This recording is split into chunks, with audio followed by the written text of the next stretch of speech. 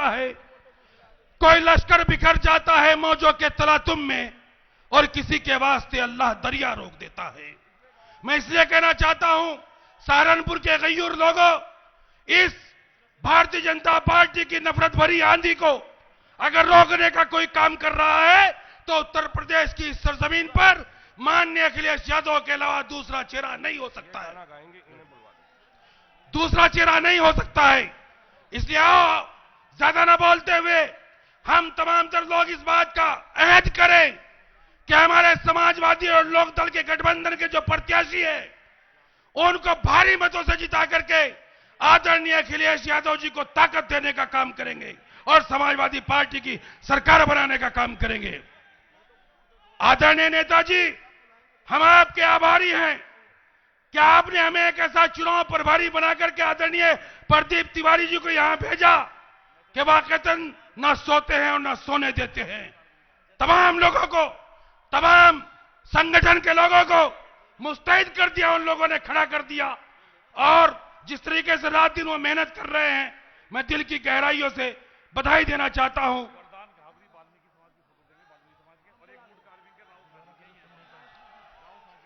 तो इसलिए साथियों, हमारे बीच में लोहिया वाहिनी के राष्ट्रीय अध्यक्ष भाई जनाब प्रदीप तिवारी जी ने जो मेहनत की है, उनके साथ में ठाकुर मनीष सिंह और चंद्रशेखर यादव, यकीनी तौर पर ये वो लोग हैं जो पूरी ईमानदारी के साथ समाजवादी पार्टी के एक एक वर्कर तक पहुंचने का काम कर रहे हैं।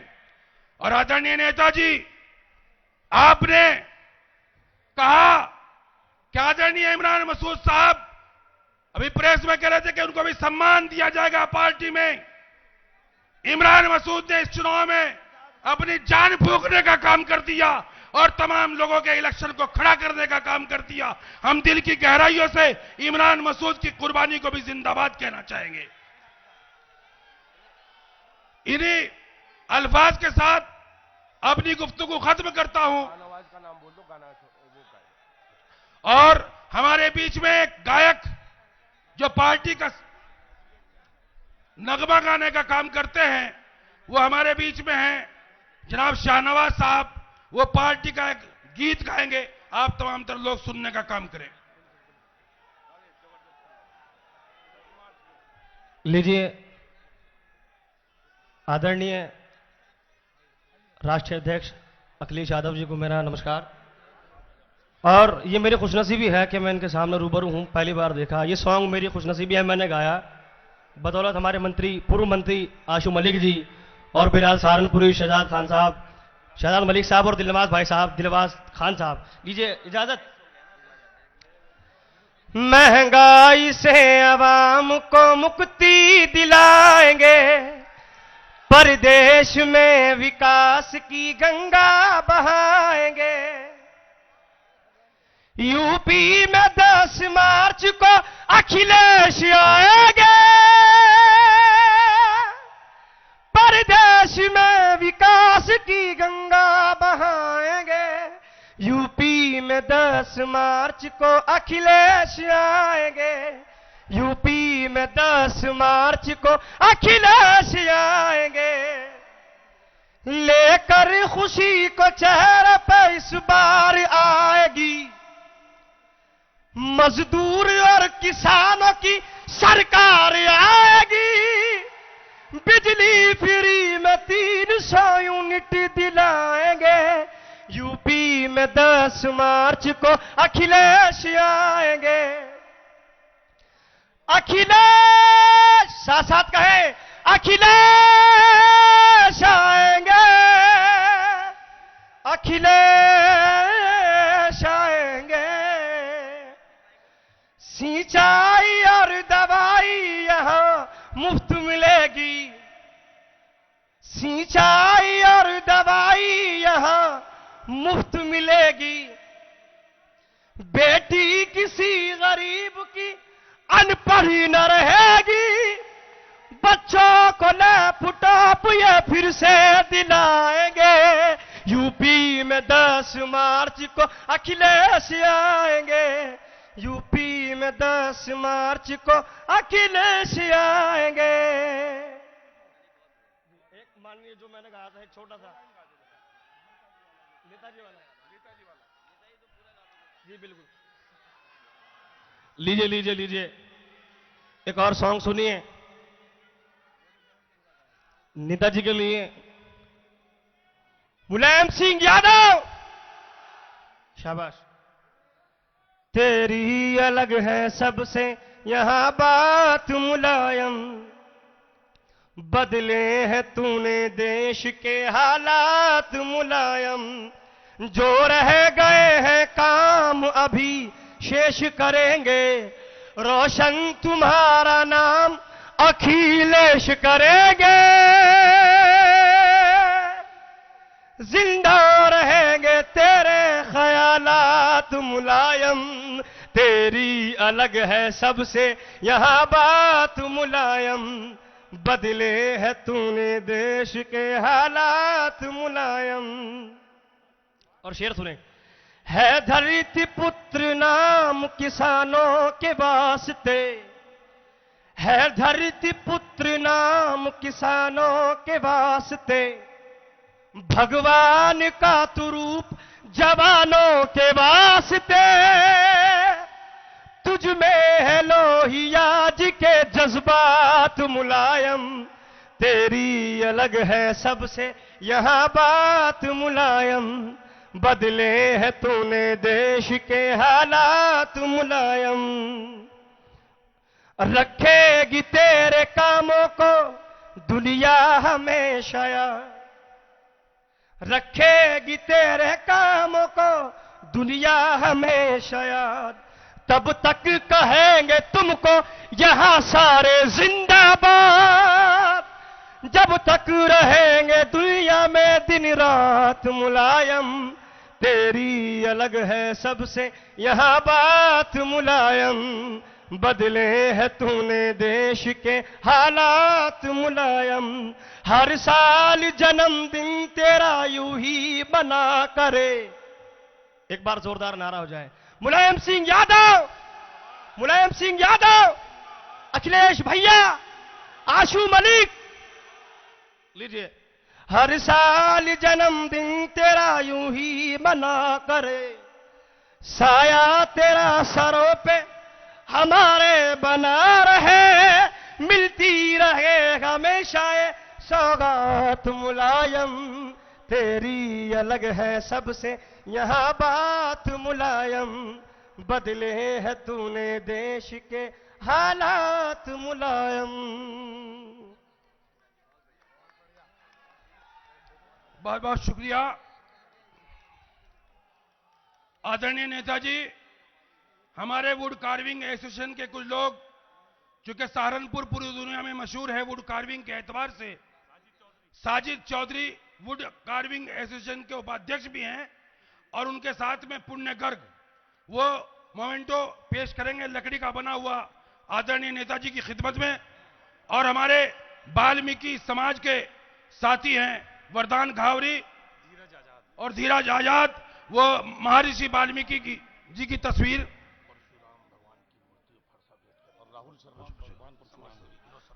और पंडित विनोद शर्मा जो समाज सेवी हैं, भगवान परशुराम जी का चित्र और परसा भेंट करेंगे आदरणीय नेताजी की खिदमत में।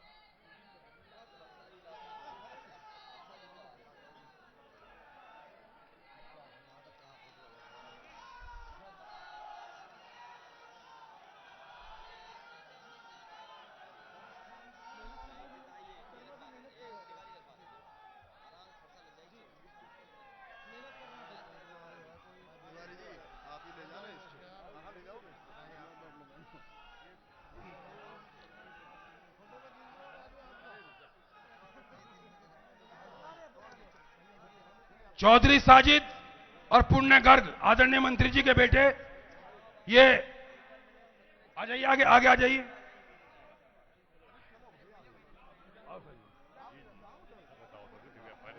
साजिद चौधरी साहब जो वुड कार्विंग एसोसिएशन के वाइस चेयरमैन भी हैं सहारनपुर के, और पुण्य गर्ग साहब आदरणीय मंत्री जी के बेटे, ये अपनी तरफ से सहारनपुर की ये सबसे खूबसूरत नक्काशी की चीज आदरणीय नेताजी को देने का काम कर रहे हैं।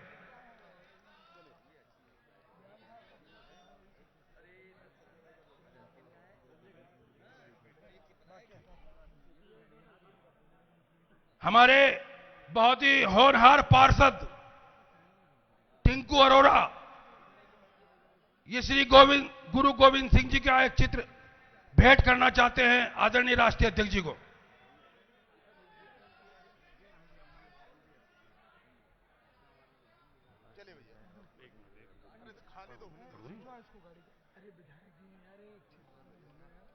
टिंकू अरोड़ा, एक मिनट।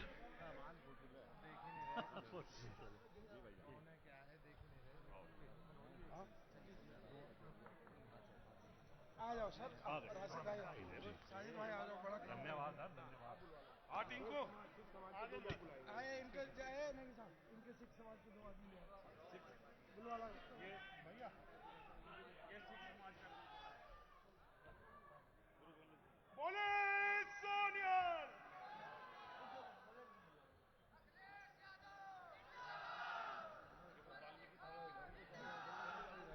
आगे वाल्मीकि समाज के नहीं आए, अभी दोबारा कह दो जरा। वाल्मीकि समाज धीरज आजाद,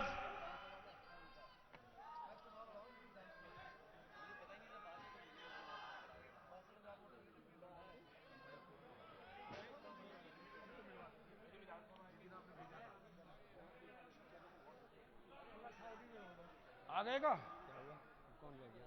धीरज वाल्मीकि समाज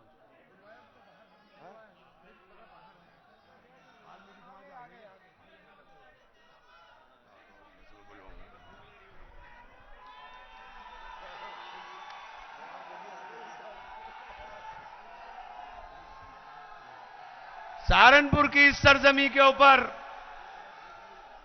उत्तर प्रदेश के पूर्व मुख्यमंत्री और भावी मुख्यमंत्री 14 मार्च को इंशाअल्लाह प्रदेश के मुख्यमंत्री 10 मार्च को तो जीतेंगे, शपथ तो 14 को ही होगी, 2-3 दिन तो लगेंगे यार, कैसी बात कर रहे हैं।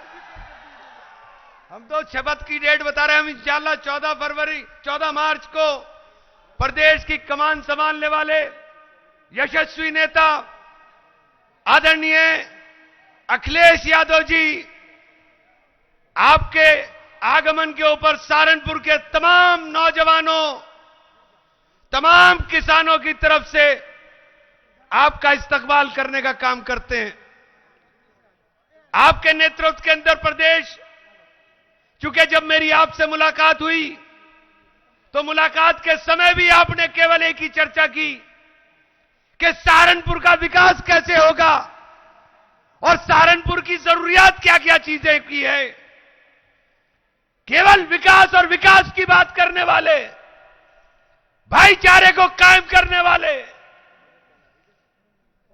आदरणीय अखिलेश यादव जी के अलावा, जब मैं कांग्रेस में था मैंने तब भी कहा था कि उत्तर प्रदेश में अखिलेश जी के बिना इन लोगों से लड़ना संभव नहीं है। और 11 जनवरी को आपके मशवरे के बाद मैंने आपके सामने जाकर के पार्टी को शामिल होने का निर्णय लिया। और एक बात आपसे वादा लेकर के मैं आमंत्रित करूंगा माननीय अखिलेश यादव जी को कि सहारनपुर का मेरे साथ चलने वाला तमाम नौजवान, आपको कसम है इस बात की कि उत्तर प्रदेश के अंदर मुख्यमंत्री बनाने के लिए विधायक की जरूरत होती है।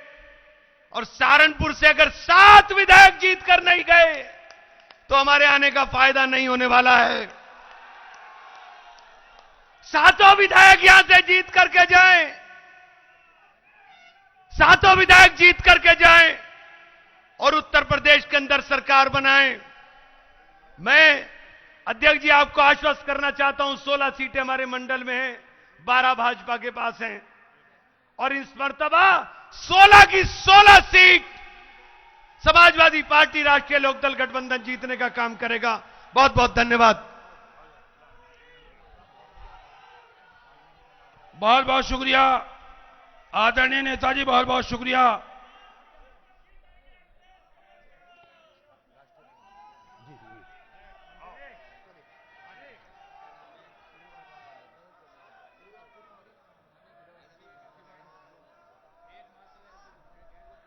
आइए हजरात, उस शख्सियत के हुजूर आपको ले जाना चाहता हूं जो शख्स नहीं बल्कि शख्सियत है, जो फर्द नहीं बल्कि अंजुमन है, जो इंसान नहीं बल्कि अपनी जात में दुनिया बसाए हुए है, इज्जत ने जिनके कदम चूमे हैं, मकबूलियत ने जिनके गले में फूलों के हार डाले हैं और शोहरत ने जिनकी पेशानी को बोसे दिए हैं, वो आदरणीय अखिलेश यादव जी को बुला रहा था। नेताजी का हुक्म हुआ। हमारे गठबंधन के साथी भी यहां पर तशरीफ फरमा है। राव कैसर सलीम साहब जिला अध्यक्ष भी हैं, चौधरी धीर सिंह प्रदेश के महासचिव हैं। उनसे निवेदन करूंगा कि वो भी अपनी पार्टी की जानिब से अपील करने का काम करें। चौधरी धीर सिंह जी। यहां उपस्थित समाजवादी पार्टी के व्यापार सभा के अध्यक्ष और प्रत्याशी संजय गर्ग जी, समाजवादी पार्टी के SC/ST प्रकोष्ठ के अध्यक्ष राहुल गौतम जी, राव केसर सलीम साहब, चौधरी भीड़ सिंह जी, यहां पर उपस्थित मनोज चौधरी जी, विधायक मसूर अख्तर साहब, समाजवादी पार्टी के प्रत्याशी उमर अली खान साहब, पूर्व में रहे मंत्री, समाजवादी पार्टी और RLD के गठबंधन के प्रत्याशी डॉक्टर धर्म सिंह सैनी जी नकुड़ से, चौधरी इंद्र सेन प्रत्याशी गंगो, कार्तिकेय राणा जी प्रत्याशी देवबंद, समाजवादी पार्टी के और RLD के प्रत्याशी सहारनपुर देहात के आशु मलिक जी, प्रत्याशी रामपुर मनिहारन विवेक कांत जी और यहां पर उपस्थित बड़ी संख्या में नेता जिनके मैं नाम नहीं ले पा रहा हूं, सभी हमारे नेता और इमरान मसूद जी, उपस्थित सभी पदाधिकारी और इस कार्यक्रम में उपस्थित सभी हमारे जिम्मेदार कार्यकर्ता, नेता और पत्रकार साथियों, मैं सबसे पहले सहारनपुर के उपस्थित सभी कार्यकर्ताओं का धन्यवाद और आभार प्रकट करना चाहता हूं। मुझे खुशी है इस बात की कि जिस समय कोहरा था और कड़ाके की सर्दी थी, उस समय ही यहां पर बड़ी संख्या में लोग आ गए थे। अभी 3 बजने वाला है और मैं जानता हूं कि अगर ज्यादा समय बैठा दोगे लोगों को तो कुछ पेट में ऐसी हलचल होगी कि लोग जाने लगेंगे। लेकिन ये जो जोश और उत्साह है, ये जो जोश और उत्साह है, ये बता रहा है कि 10 मार्च का सबको अब इंतजार होने लगा है और इन्हीं तारीखों की हम और आप सब लोग इंतजार कर रहे थे कि उत्तर प्रदेश का चुनाव और चुनाव की तारीखें कब आएंगी। इन तारीखों का ही हम लोग इंतजार कर रहे थे और अब तो तारीख भी आ गई हैं और जिस तरह का माहौल है और जिस तरह की हवा चल रही है, मैं और जयंत चौधरी जी पहले चरण में लगभग सभी जिलों में होकर के आए हैं और जो पहले चरण का शुरुआती चुनाव है उसका जो माहौल है वो ये बता रहा है कि इस बार उत्तर प्रदेश से भारतीय जनता पार्टी का सफाया होने जा रहा है। हालांकि पता नहीं भारतीय जनता पार्टी को डर क्या था सहारनपुर से, या चुनाव आयोग ने क्यों ऐसा सोचा। होने को तो ये चुनाव पहले चरण के साथ भी हो सकता था, लेकिन जो शुरुआत है दूसरे चरण की, अभी मैं बहुत सारे नेताओं का भाषण सुन रहा था, इमरान मसूद का भी मैं भाषण सुन रहा था। उन्होंने कहा कि इस बार सहारनपुर 100% समाजवादी पार्टी के साथ पूरी ईमानदारी के साथ खड़ा है। बताओ ये बात मैं मान लूं कि ना मानूं? ये तो इसका मतलब यह है कि सहारनपुर से दूसरे चरण में सफाया होने जा रहा है।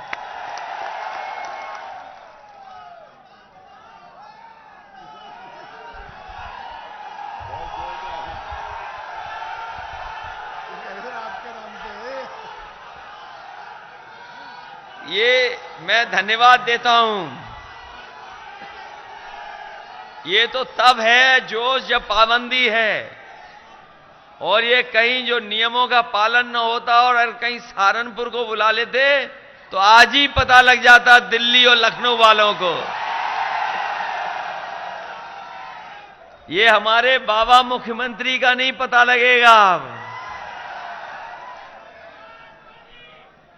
और जब से चुनाव घोषित हुए हैं, हमारे बाबा मुख्यमंत्री जगह जगह चुनाव लड़ना चाहते थे। मुझे याद है जब यहां पर मुख्यमंत्री जी आए तो किसी ने यह कहा कि हो सकता है कि मुख्यमंत्री देवबंद से चुनाव लड़ें। ये बातें आई कहीं से निकल करके, और कुछ लोगों ने कहा कि देवबंद से चुनाव लड़ेंगे। फिर किसी ने कहा कि हो सकता है वो अयोध्या से चुनाव लड़ें।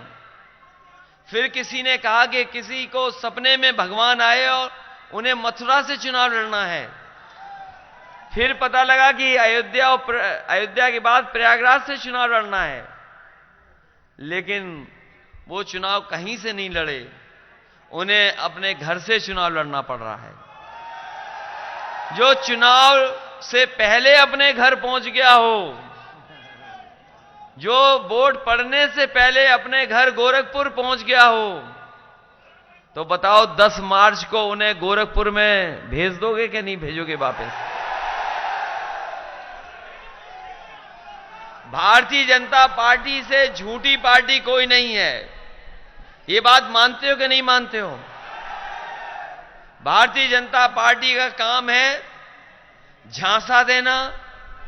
भारतीय जनता पार्टी का काम है झगड़ा लगाना। भारतीय जनता पार्टी का काम है झूठ बोलना। और उनके नेता अगर छोटे हैं तो छोटा झूठ बोलेंगे, बड़ा नेता है तो बड़ा झूठ बोलेंगे, और अगर उनसे बड़ा है और सबसे बड़ा नेता है तो सबसे बड़ा झूठ बोलेगा। अभी उनके एक दिल्ली वाले मंत्री आए, और कह रहे थे कि अखिलेश जरा कान खोल करके सुन लो। उन्हें पता ही नहीं कि हम लोगों ने तो बहुत पहले ही कान खोल के रखे हैं, केवल नाक और मुंह बंद की थी। एक बड़े नेता उनके आए, उन्होंने कहा कि कान खोल करके सुन लो। तो हम उनसे ये कहना चाहते हैं कि जब से ये वैश्विक महामारी आई है, तब से हम लोगों ने नाक और मुंह बंद कर रखा है। हमारी आंखें भी खुली हैं, कान भी खुले हैं, लेकिन आपके नाक मुंह तो बंद थे। लेकिन इस बार 10 मार्च को आपके आंखें भी खुल जाएंगी और कान भी खुल जाएंगे। और जो लोग ये दावा कर रहे हैं कि गरीबों के घर बिजली पहुंचाई है, ये बिजली तो जरूर पहुंचाई है, लेकिन बिजली का बिल जब आता है तो बताओ गरीबों को करंट लगता है कि नहीं लगता है? इसलिए जिन लोगों के कान साफ नहीं है वो कान साफ कर लें। समाजवादी पार्टी ने कहा है कि इस बार 300 यूनिट फ्री बिजली होगी, किसी को बिल नहीं देना पड़ेगा। और साथ ही साथ हमारे किसानों के लिए जो सिंचाई का बिल है, पहले भी सिंचाई माफ थी और इस बार भी समाजवादी सरकार बनेगी तो बिजली माफ होगी, सिंचाई की कोई भी पैसा किसानों को नहीं देना पड़ेगा। ये हमारे कर्मचारी लोग हैं, समय समय पर हम लोगों से मिलते थे, आंदोलन कर रहे थे, और बड़ी संख्या में कर्मचारी हैं सरकारी। उनकी मांग थी कि पुरानी पेंशन बहाल हो, और पुरानी पेंशन को लेकर के वो लगातार आंदोलन कर रहे थे। किसी दल, किसी पार्टी ने नहीं सुना उनके बारे में, लेकिन समाजवादी पार्टी ने तय किया है कि इस बार सरकार बनेगी तो पुरानी पेंशन बहाल कर करके हम अपने सरकारी कर्मचारियों की मदद करने का काम करेंगे। इधर महंगाई बहुत बढ़ी है और लगातार महंगाई बढ़ रही है। महंगाई महसूस की कि नहीं की? सुना है बीजेपी के लोग डोर टू डोर कैंपेन कर रहे हैं। बीजेपी के लोग जहां प्रचार कर रहे हैं वो डोर टू डोर कैंपेन कर रहे हैं। यहां इसलिए कैंपेन नहीं कर रहे क्योंकि यहां सीट उन्हें मिलने वाली नहीं है। मैं तो कहूंगा कि जहां डोर टू डोर कैंपेन कर रहे हैं, अपनी माताओं बहनों से कहूंगा कि घर में जो खाली सिलेंडर रखा हो वो भारतीय जनता पार्टी को दे देना इस बार। और वो सिलेंडर भी लाल रंग का है, अपने आप घबरा के चले जाएंगे वो लोग। ये लोग कहते थे कि हवाई चप्पल पहनने वाला हवाई जहाज पे चलेगा, और जब से भारतीय जनता पार्टी की सरकार बहुमत की दिल्ली से में बनी है, जहां हवाई जहाज खड़े होते थे वो हवाई अड्डा बेच दिया।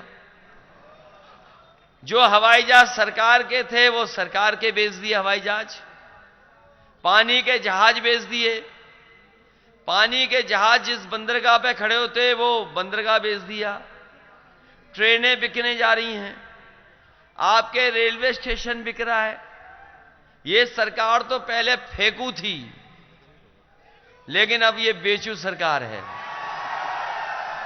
बताओ बेच रहे हैं कि नहीं बेच रहे हैं लोग? और ये बाबा साहब भीमराव अम्बेडकर के सिद्धांत को मानने वाले लोग जानते होंगे कि अगर इस तरीके से चीजें बिक जाएंगी तो जो संविधान हमें अधिकार और सम्मान देता था वो हमें कहां मिलेगा। ये अधिकार और सम्मान पाने का भी चुनाव है।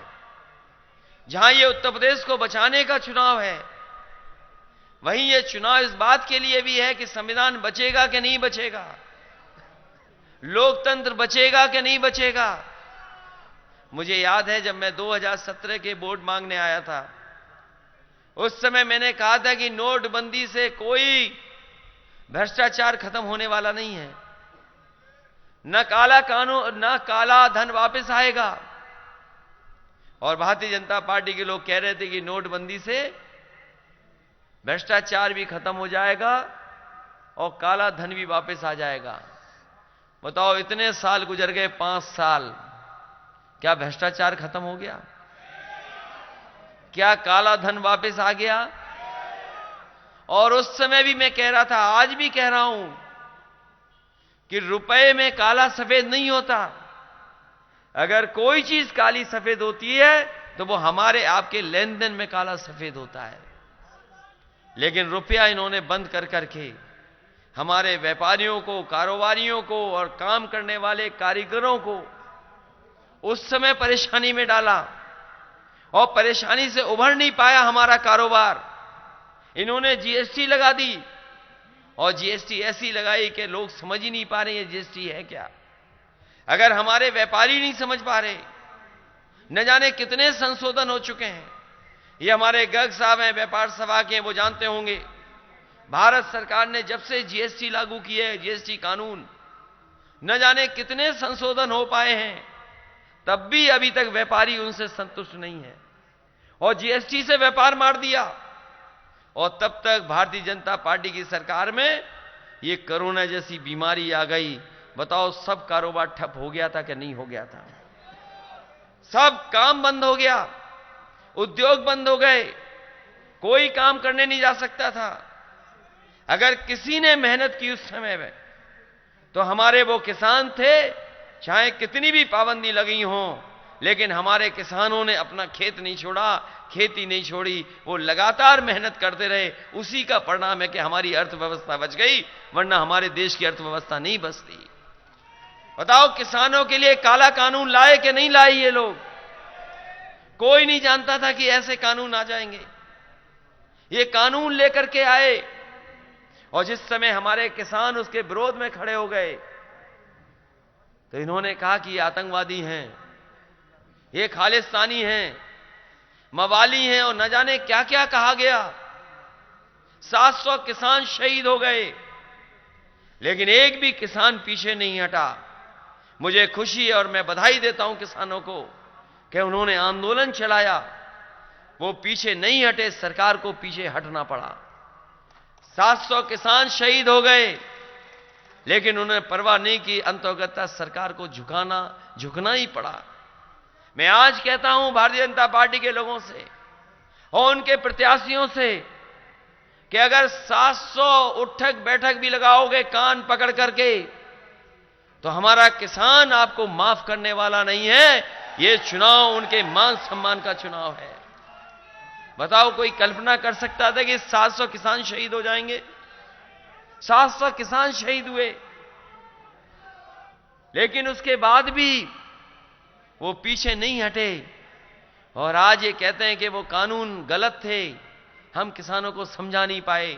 इसलिए मैं कहना चाहता हूं कि भारतीय जनता पार्टी के लोग कान पकड़ करके 700 बार भी उठक बैठक लगाएंगे उनके प्रत्याशी, तब भी किसान उन्हें माफ करने वाले नहीं हैं।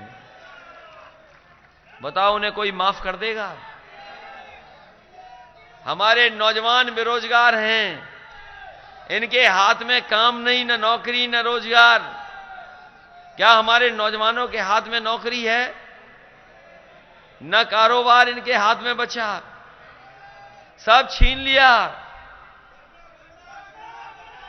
सब कुछ छीन लिया, सब कुछ छीन लिया। वो सब, अरे गन्ना पे आएंगे भाई, अभी क्यों परेशान हो? इसलिए मैं कहना चाहता हूं, ना नौकरी है, ना रोजगार है, ना काम है। और हमारे बाबा मुख्यमंत्री कहते हैं इनकी गर्मी निकाल देंगे। यही तो कह रहे हैं कि गर्मी निकाल देंगे। जो मुख्यमंत्री कह रहे हो इस समय गर्मी निकाल दें, अगर हमें एक्सपोर्ट के लिए would craft development export promotion के लिए कोई फॉरम, कोई बोर्ड बनाना पड़ा, तो हम अपने यहां के कारीगर और यहां के जो कारोबार करते हैं, जो एक्सपोर्टर्स हैं, उनको भरोसा दिलाते हैं कि समाजवादी सरकार बनने पर इस तरीके से एक्सपोर्ट प्रमोशन के लिए फॉर्म बनाने का काम करेंगे। वहीं हमारे कारीगरों के स्वास्थ्य को लेकर के बहुत बड़े सवाल उठते हैं, उनके परिवार के आर्थिक स्थिति भी नहीं ठीक रहती है। तो अगर सरकार के स्तर पर हमें कारीगरों के स्वास्थ्य को लेकर के और उनके परिवार को सोशल सिक्योरिटी देने के लिए अगर हमें नई योजना बना करके लाना पड़ेगा, तो हम अपने इन गरीब कारीगरों के लिए योजना बना करके उनके स्वास्थ्य के इलाज के लिए पूरा का पूरा इंतजाम करने का काम समाजवादी सरकार में करेंगे। वहीं ये मेडिकल कॉलेज आपको और हम लोगों को याद है कि ये जो पुरानी सरकार थी उसमें मेडिकल कॉलेज बनना शुरू हुआ था। समाजवादी सरकार ने उस काम को रोका नहीं, हालांकि वो पुरानी सरकार में बनना शुरू हुआ था। उस मेडिकल कॉलेज का काम रोका नहीं, हम लोगों ने उस काम को और आगे बढ़ाया। और याद होगा आपको, नेताजी जब आए थे और हम लोगों की सरकार थी, उस समय उस मेडिकल कॉलेज का नाम शेख उल हिंद कर करके उसको चलाने का काम किया गया था। आज वो मेडिकल कॉलेज नहीं चल पा रहा है। वहां के डॉक्टर्स, वहां के नर्स, वहां का और स्टाफ पता नहीं कहां सरकार ने भेज दिया। लगता तो ये है कि बाबा मुख्यमंत्री अपने इलाज के लिए सब गोरखपुर लेके चले गए हैं। मैं आपको भरोसा दिलाता हूं, आपको अपने इलाज के लिए कभी उत्तराखंड, कभी आपको पीजीआई या दूसरे स्टेट में जाना पड़ता है। समाजवादी सरकार बनेगी तो उस मेडिकल कॉलेज को इतना अच्छा बनाया जाएगा कि आपके लोगों को बाहर नहीं जाना पड़े, पूरा का पूरा इलाज और सस्ता और फ्री इलाज आपको यहीं पर मिल जाए। और मैं वहां के स्टाफ को कहना चाहता हूं, वहां के जो डॉक्टर्स हैं, वहां का जो टेक्निकल स्टाफ है या जो मेडिकल स्टाफ है, उसको मैं भरोसा दिलाना चाहता हूं कि जिस तरीके से पीजीआई की सुविधाएं वहां के स्टाफ को मिली हैं, लखनऊ में कई मेडिकल कॉलेज में, अगर सहारनपुर के सभी मेडिकल स्टाफ को अगर पीजीआई जैसी सुविधाएं देनी पड़ेंगी तो हम देने का काम करेंगे। कम से कम हमारा मेडिकल कॉलेज यहां पर शुरू हो जाए। इसी तरह कारीगर लोग जानते हैं कि चीजें बदलती रहती हैं दुनिया के बाजार में, और कभी कभी इंटरनेशनल जो स्टैंडर्ड्स होते हैं और जो अंतर्राष्ट्रीय डिजाइनें होती हैं वो बदल जाती हैं। अगर हमें इंटरनेशनल स्टैंडर्ड्स के बराबर अपने कारीगर को ट्रेनिंग करानी पड़ेगी और उन कारीगरों को डिजाइन्स के बारे में बताना पड़ेगा, तो समाजवादी सरकार बनने पर उन कारीगरों को इस तरह से ट्रेनिंग देंगे जिससे वो दुनिया के और जो डिजाइनें आ रही हैं उनको समझ करके अपने सहारनपुर में भी वो कारोबार कर सकें। और समय समय पर जो बड़ी बड़ी एग्जीबिशन लगती हैं, क्योंकि जो हमारा अच्छा कारीगर है, एक्सपोर्टर तो पहुंच जाता है लेकिन हमारा अच्छा कारीगर कभी नहीं पहुंच पाता है। इसलिए अगर अच्छे कारीगरों को हमें दुनिया की एग्जीबिशंस में भेजना पड़ेगा, तो जिस तरीके से पहले सरकार में बहुत सारी चीजों को हम लोग फ्री चलाते थे और भेजने का काम करते थे, समाजवादी सरकार बनेगी तो यहां के कारीगरों को उन एग्जीबिशंस में सरकार के पैसे से भेज करके कम से कम वो दुनिया का देख करके आए और सीख करके आए और यहां पर वो कर करके दुनिया के बाजार में मुकाबला कर सकें, वो व्यवस्था करने का काम भी समाजवादी लोग करेंगे। बहुत सी बातें हैं जो कही जा सकती हैं। हमारे सफेद कागज लिए धरने वाले बैठे लोग हैं, इतना छोटा लिख के लाए हो कि मन से नहीं पढ़ सकते। मैं आपको भरोसा दिलाता हूं, बीपीएड वाले हैं, बीएड वाले हैं, टीटी वाले हैं, शिक्षा मित्र वाले हैं, रोजगार सेवक हैं, ये तमाम लोग हैं जिन्हें अपमानित होना पड़ा इस सरकार में। मैं आपको भरोसा दिलाता हूं हमारा घोषणा पत्र आएगा, तमाम नौजवानों के ये जो पिछले कई वर्षों से संघर्ष कर रहे हैं, इनके समाधान के लिए सरकार में हम फैसला लेकर के इनकी मदद करने का काम करेंगे। वहीं मैं अपने साथियों से कहना चाहता हूं, वहीं हमारे संजय गर्ग जी और यहां के व्यापारी साथी जानते होंगे कि बड़े पैमाने पर यहां से पॉपुलर लगभग 10 लाख टन दूसरे प्रदेश में चला जाता है, वहां पर मुनाफा और कारोबार होता है। हमारे सहारनपुर में नहीं हो पा रहा है, दूसरे स्टेट के लोग मुनाफा कमा रहे हैं, दूसरे स्टेट में नौकरी और रोजगार मिल रहा है। अगर इस काम को, इस कारोबार को और वेनियर प्लाईवुड को बनाने के लिए अगर सरकार से सब्सिडी दे करके कोई कारखाना या उद्योग लगाने के लिए मदद करना पड़ा, तो समाजवादी पार्टी के लोग मदद करेंगे, जिससे यहीं पर कारोबार भी हो जाए, कारखाना भी लग जाए और हमारे लोगों को नौकरी और रोजगार मिल जाए। इन्हीं शब्दों के साथ मैं कह सकता हूं कि समाजवादी सरकार बनेगी तो काम करेगी, भारतीय जनता पार्टी जैसा झूठ नहीं बोलेगी। इनके लोग हर जगह झूठ बोल रहे हैं, इसलिए झूठ से सावधान रहना। बताओ, झूठ से सावधान रहेंगे कि नहीं रहेंगे? अफवाहों से सावधान रहोगे कि नहीं रहोगे? ये लोग कोई भी अफवाह फैला सकते हैं, कुछ भी कह सकते हैं, कुछ भी कर सकते हैं, उससे सावधान रहोगे कि नहीं रहोगे? आपकी सरकार बनने जा रही है, हम आपको भरोसा दिलाते हैं कि समाजवादी सरकार बनेगी तो किसी के साथ भेदभाव नहीं होगा, हर वर्ग के लोगों को सम्मान देने का काम करेंगे और जो हमारी गंगा जमनी तहजीब है उसको आगे बढ़ाने का काम अगर कोई करेगा तो समाजवादी लोग कर करके दिखाएंगे। ये जहां चुनाव हमारा संविधान बचाने का है, नौजवानों को नौकरी और रोजगार देने का है, ये उत्तर प्रदेश के भविष्य का चुनाव है, वहीं ये चुनाव भाईचारा बनाम भारतीय जनता पार्टी भी है। भारतीय जनता पार्टी झगड़ा लगा करके चुनाव में लाभ लेना चाहती है, समाजवादी पार्टी भाईचारे को आगे बढ़ा करके आपसे मदद मांगने आई है। इसलिए हमारी पार्टी के एक एक प्रत्याशी जो यहां पर मौजूद हैं, इन सभी की मदद करने का काम करना, इनके एक एक वोट देने का काम करना। जिस समय आपकी पार्टी से स्वामी प्रसाद मौर्य जी जुड़े, बताओ आपकी पार्टी का माहौल बना कि नहीं बना? और स्वामी प्रसाद मौर्य जी आए तो डॉक्टर धर्म सिंह सैनी जी भी आपके साथ आ गए।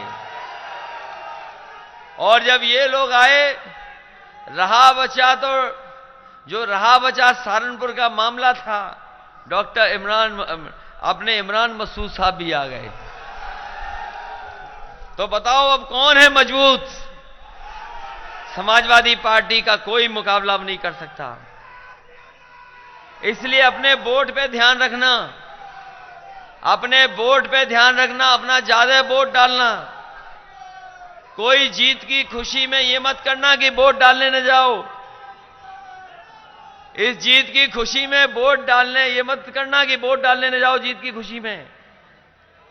घर ही पे बैठ के सोचते रहो कि हां हम जीत गए। इसलिए बताओ वोट डालने जाओगे आप सब लोग क्या नहीं जाओगे? और अगर कोई गलती किसी से हो रही हो तो बताओ माफ करोगे कि नहीं करोगे? ये चुनाव सरकार बनाने का है, उत्तर प्रदेश के भविष्य का है, संविधान बचाने का है, किसानों के मान सम्मान का है, महंगाई को रोकने का है, और सबसे बड़ी बात है कि उत्तर प्रदेश को विकास और खुशहाली के रास्ते पे ले जाने का है। इसलिए आप लोग मदद करना। जहां साइकिल चलानी है वहां साइकिल चलाना, और जहां हैंडपंप चलाना है वहां हैंडपंप चलाना। बताओ जब से साइकिल और हैंडपंप साथ आए हैं, भारतीय जनता पार्टी का दरवाजा बंद कर दिया कि नहीं कर दिया हम लोगों ने? और ये पश्चिम का इलाका है, बताओ भारतीय जनता पार्टी का सूरज हमेशा के लिए डुबाओगे कि नहीं डुबाओगे? और बाकी हम लोग देख लेंगे उस इलाके में जहां पर अब वोट पड़ने जा रहे हैं। इनके पास कोई जवाब नहीं है, इनके पास कोई जवाब नहीं है। ये लोग वर्चुअल रैली कर रहे हैं, ये लोग वर्चुअल रैली कर रहे हैं, वर्चुअल रैली। बताओ वर्चुअल रैली हम जानते ही नहीं क्या है वर्चुअल रैली। हम तो फिजिकल रैली करेंगे। बताओ फिजिकल रैली करोगे कि नहीं करोगे? ये वर्चुअल रैली कर रहे हैं, इनकी बैटरी डाउन हो जाएगी, और हमारी फिजिकल रैली करने वालों की कोई बैटरी डाउन नहीं होने वाली। इसलिए फिजिकल रैली कर रहे हैं हम लोग।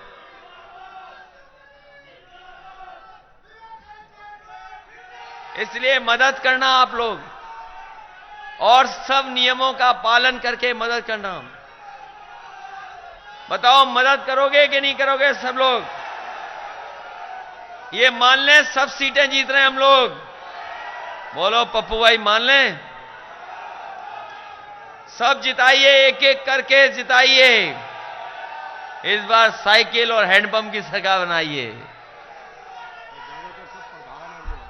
मैं अपने प्रधानों का, बीडीसी, जिला पंचायत सदस्य और जिम्मेदार कार्यकर्ताओं का बहुत बहुत धन्यवाद देता हूं। ये प्रधान जानते होंगे, अगर प्रधान आए होंगे तो वो जानते होंगे शौचालय बना लेकिन पानी नहीं है उसमें। इसलिए प्रधान भी तैयार रहिए, आप लोगों की मदद करेंगे। जो आपको सख्ती किए हुए हैं, कुछ अधिकारी सब कुछ करे ले रहे हैं, इसलिए आप लोग मदद करोगे कि नहीं करोगे? चलिए बहुत बहुत धन्यवाद आप सबका, बहुत बहुत आभारी हूं मैं आपका, बहुत बहुत। अखिलेश का स्वागत है, स्वागत है, अखिलेश का स्वागत है, स्वागत है, 10 मार्च को अखिलेश का स्वागत है, स्वागत है, 10 मार्च को अखिलेश का।